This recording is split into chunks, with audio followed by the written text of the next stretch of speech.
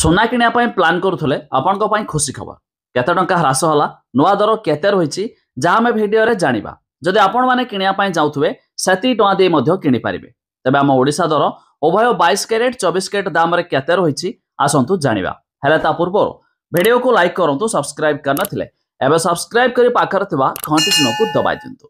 तेबे आम राजधानी भुवनेश्वर अर्थात ओडिशा मूल्य रे आज सोना 10 ग्राम पिछा 1200 टंका ह्रास देखा मिली।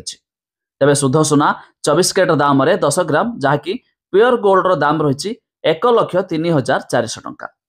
सेहीपरि 22 कैरेट दाम रे अर्थात 916 कैरेट रो दाम रही आज 93,700 टंका जहाँकि 10 ग्राम पिछा। ता छड़ा MCX अर्थात मुंबई रो मल्टी कमोडिटी एक्सचेंज रे आज भी मध्य सोना दाम रे आंशिक मात्रा रे ह्रास घटी।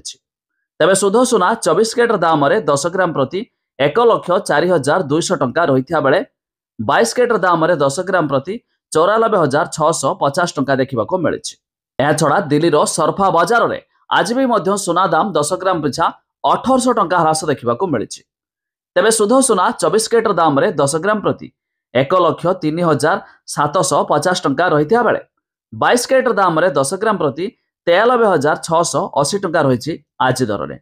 सेहीपरि रूपा 1 किलोग्राम पिछा 98,800 टंका पहुंच जाए। तेबे जदि आपण माने उभय सोना और रूपा किनिया प्लान करुवे एही दर दे किनि पारिबे।